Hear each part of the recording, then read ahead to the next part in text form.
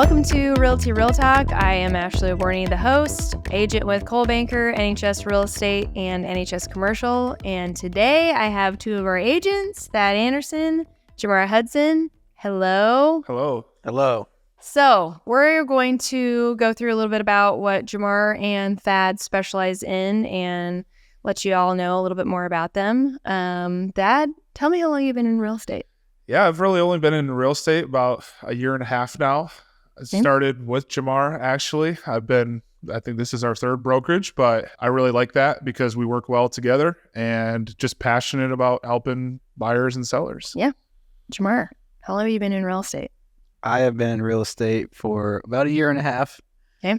Got my license in April or May 2022. So you guys, I'm thinking back here on market-wise, when you both entered in, it was probably still a pretty hot market compared to definitely what last year was. So did that help you as being newer agents, being able to like slow down and take a breather for a while since last year? I mean, our market, I guess, over the last 7 years that I've been in, definitely was slow last year. Being a newer agent entering into that, did you feel you had some time to get your feet in the water and not feel like you're just running around with your hair on fire? I don't want to talk for Jamar, but I think I can say both of them are very big hustlers. So I have a big work ethic, constantly used to doing something. So I think it was more when it did start to slow down, we went crazy because we're so used to everything being high speed and helping some facet or another. So for me, it was really just more getting my systems down, tweaking, fine-tune things instead of just going and figuring it out because we were so used to working on the fly. I don't know what you'd say, but I've been lucky to work with some pretty good clients that I haven't really had too much of a slow time yet. Even when, I don't know, I stay pretty busy, so I haven't really had slowed down too much. But yeah, as a new agent, it is nice to take some time to learn the things and learn the ropes. But speaking of busy, not only real estate helping buyers and sellers, but I wanted to go a little more into your remodel, fixing up work. I hate using the word flippers. We were talking about that off camera because there's a lot of difference between someone who does a great job remodeling a home, renovating versus, there are flippers that, we walk in and realize like, it's not a great job. Stuff together as quick as possible. Yeah. As quickly and cheaply as possible. Yeah. So I want to know what started you into that area. Were you influenced by someone, a friend that did it? I don't know the whole story on your background and getting into renovations. Well, honestly, I never really had anybody else around me that was doing it. Well, as I got into real estate, I surrounded myself with like other investors and things like that. But there's like nobody in my family or like any immediate friends or anybody that flips houses or invests in real estate or anything like that. Ultimately, when I first like got into real estate, I started by like wholesaling, which kind of ventured me into then investing. And obviously when I'm wholesaling, you meet with a lot of investors. So that kind of got me into the investment side of things. Thad, switching gears to you, you seem to have a niche. I was trying to figure out the other day, is a niche with first-time home buyers. So you talk a little bit about that. yeah, I mean, just really walking first-time home buyers through the process. I've kind of learned a lot of people think that it's just sitting down and having coffee and having this very controlled environment, but I don't know. It's on the fly is kind of my niche or what, but I'm more used to just showing houses and kind of walking people through the process. And then after a few homes, then we get to reassess on that. But yeah, whether it's getting their financing first straight with lenders, just educating things on what inspection process looks like, what's an appraisal, closing costs, just as much education as you can get. And I'm a communicator, as everyone knows, so I probably over communicate, but that's just really big for me when I'm working with first-time home buyers. And I mean, I'm sure you probably asked the question, but it really goes hand in hand with Jamar's listings and the investment world, because let's be honest, like investors and wholesalers aren't going away. So I'd rather partner with them than partner against and bring first-time home buyers to, a lot of those properties, because if say we find something under 200, it normally has a lot of work done to it. I know I can go to Jamar's properties and it's going to be fully remodeled. It's going to have a brand new kitchen, brand new bathrooms, fixtures, et cetera, et cetera. And that's just a better sell for that first time home buyer. Yeah. What, Jamar, would you say your average sale price is on a lot of your remodels? You're probably in that home buyer, first time home buyer. Yeah. When I buy my flips, I typically like to aim or target them towards first time home buyers at the end of the day, like after I'm done with it. I try to stay like below 250. I feel like homes in that price range, tend to get the most attraction, and they tend to sell quicker than 400, 300 plus homes. That's typically been my favorite style of home so far. And then, but just being able to provide an affordable, good product to a first-time home buyer, which like Thad was saying, there's not a lot here in Lincoln. So, I would say that's typically my favorite. Under 250 is my go-to. Well, and I guess for, anybody that's listening who is considering buying a home for the first time, do you want to talk a little bit about when you're purchasing a home that's remodeled? I mean, we all know that sometimes you walk into homes under 250 and there can be some major things that need help. And a lot of times first-time home buyers have a certain loan, that maybe isn't always going to be as open on the appraisal side for some of those fixes, like those fixes need done. So I guess, do you want to talk about how you walk through people in the process if they have like an FHA and what that looks like when you're comparing two homes where one's been remodeled and fixed up and things have been taken care of that may be called out versus one that's not and needs some love? I'm assuming you have a lot of clients that you're like, oh, well, if they have an FHA loan, they can purchase one of Jamar's because it's been fixed up and we don't have all the issues that we may run into. Yeah, and I don't want to speak on behalf of the lender's behalf. Oh yes, disclaimer. Not my scope, but I did run into something this summer where it wasn't one of Jamar's property, but just some other good investors I have relationships with in Lincoln, and it was an FHA buyer and it had that 90-day rule. So the investor had bought the property and the FHA loan said you couldn't, have a new owner until that current seller owned it for 90 days. So that's really just where that education comes in as your realtor, to get in touch with that lender to see what can you do to still win an offer on the property in that scenario where maybe it was a quick turnaround on the remodel, but it's live on the market. How can we win that offer? So we actually won that offer and we just got through the lender with what are the technicalities of doing on that contract, essentially. Yeah.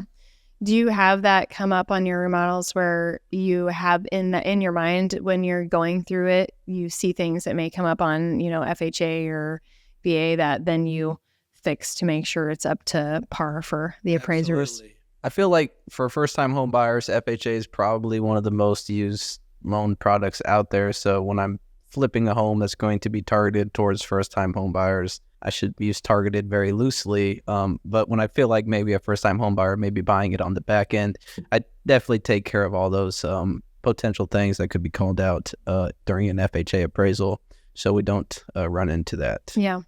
And I'm sure, too, over time of renovating, you've had, your share of list of growing vendors that you can call upon if there's something that needs to be, fixed in the middle of something coming up. I assume you guys working together that you can gain vendor ideas for people on fixes and whatnot, just with your relationships with people. Yeah, Jamar's helped me a lot with just those vendor connections. I mean, he's a communicator too, so he'll get you an answer right away. Like I had a window that hadn't been fixed for a buyer and just wasn't my fault, but just hadn't been done yet. And so Jamar's like, hey, here's this guy, contacted him, got scheduled within the week. So whether it's a plumber, a roofer, just all those, important vendors and contractors that come to when it comes to, getting a new home, that's really helped me with my buyers as well. Or even after they buy the home, then they're like, I had one that was like, well, Thad, who do you recommend that can do lawn care?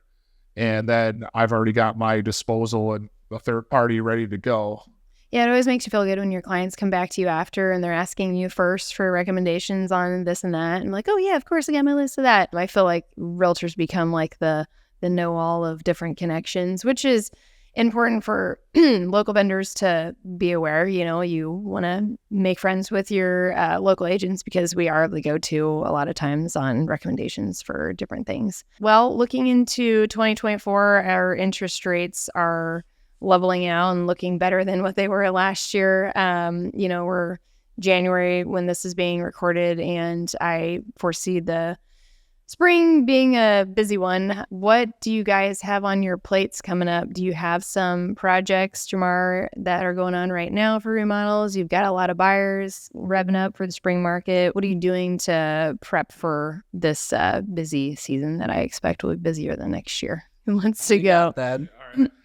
Yeah, I think it just goes back to a lot of those conversations with whether it's a realtor or lender where, we don't have a crystal ball, but the forecast is saying exactly what you're saying. I think I heard a stat the other day that there's millions of buyers just ready and waiting to go to buy a home that have just been sitting tight the last 6 to 12 months. So I think getting those systems in place now, like we were talking about earlier, so we can just help and win every offer that we can for our clients. Because I've heard it's going to be a very busy spring. Yeah. And then we're going to get back to that multiple offer situation. And do you need to write into the provisions like free tacos in order to even get your offer looked at? Here's my car. Jamar, what do you got going on? Well, I got a couple flips that I'll probably have going live in the April-May time of the year when I expect the market to be a little bit hotter. Right now, I'm just working on one project to probably be on the market early next month sometime. But I do got a lot of buyers that have been on the sidelines for these past few months since interest rates have crept up from 6 to 8%. Now that they are lowering back towards like the 6.5% range, I do have a lot more buyers reaching back out to me wanting to start looking again. So I'm expecting a busy spring as well. Yeah, hopefully we all do a lot of business. Yeah. I think last October when they were at the highest they had been in years at the 8+%. I had 10 different buyers that I had shown 20 houses to each that all dropped out like this exact week. And it just went dead silent. Oh, I did something wrong. Like, did I not take a shower that day? Like, what was it? But they're back now. Just kept in contact, and it was honestly just a lot of things out of our control. And so we're trying to get those buyers in now before they're fighting everybody to try to get the same home that they want. That's the hard part is a lot of the people that put it on the back burner. I mean, I know once we get to holiday season anyway, in the fall, a lot of times it slows down, but add that on top of the interest rates. And then a lot of people pulled back. And then now it's like, oh yeah, interest rates are a little bit better. And so it's going to be, people running to these houses in feeding frenzy again. And so it's tough for those buyers who maybe don't want to be, I always use the term aggressive with their offer. You've got some people that don't want to be aggressive with their offer, but if they're putting in 5 offers, you have to have a knowledgeable agent that says, hey, you want the house, you got to be a little more aggressive than that. So, I mean, it'll be interesting to see what comes about. Jamar, as you were talking, I was thinking about how some of your projects have come to you without like you really searching for it. I was thinking about your Capitol Beach one where you were working on one and then someone just came up, start a conversation. Will you talk a little bit about that experience on how you've gained some of your projects with just being in the neighborhood and people, seeing what's going on around the corner? Yeah, I've been pretty fortunate for that happening to me a couple times, actually. I bought a house in Capitol Beach. Typically, the neighbors when I buy houses, I always try to, talk to the neighbors, connect with the neighbors. Most of the time, the neighbors are really nosy. They want to know what's going on anyways. So they come over and, like to see what's happening. So I always try to make good connections with the neighbors. The Capitol Beach house that I purchased actually turned into 2 more purchases in the same area. One was directly across the street. One was up the street a couple blocks. But yeah, whenever I buy a project, I always, try to make friends with the neighbors because you never know. Maybe they're wanting to sell. Maybe they're wanting to buy. Maybe they got kids wanting to buy. I've had people, from that Capitol Beach house. I actually bought another house. I had a lady come to me trying to rent the house that I was working on so I could sell her house. She actually ended up going with another agent, Uh-huh. Jamie Wheelander, actually listed Oh her yeah. property, Oh but yeah. she came up to me. So yeah, talking to the neighbors is a great way to maybe generate some more off-market deals Yeah. or other connections to help buy or sell. The best ones, Yeah. they Well, just come up to you. it's funny when you say that about neighbors because just, off topic on open houses. I've had so many times where, I think someone's coming in there to look for buying the house and then they're just a neighbor. Yeah. And I'm like, oh, all right. So that's happened a lot. I'm like, well, here you go. Like, we always wondered what it looked like inside, so. You know, anybody that wants to be your neighbor, send them this way. Yeah. Oh. Those neighbors eventually want to sell, Yeah. and I've seen that too. Yeah. Well, I think too, sometimes the seed is planted too when their neighbor is selling and they're like, oh yeah, I've been thinking about it. They're doing it. And then, If they're getting $350, yeah. I think I'll take $350 too. Yeah. Yep. What else? Got anything else you guys have on your mind you wanted to chat a little bit about before we wrap up? I guess just kind of finishing on the open house, that's been more my specialty the last year and a half. I hosted 56 open houses last year, which I didn't realize was a lot, but that was more than one a week. So I thought that was pretty cool. And I think I looked at the numbers and 10% of them were Jamar's listings. Yeah, I was going to say, I flipped 16 houses last year, so that's awesome. Hosts a lot of open houses. Yeah. Flips. It's awesome that you track that because, I have never tracked how many I do a year, but that's impressive. Yeah. It isn't 56, huh? No, not 56.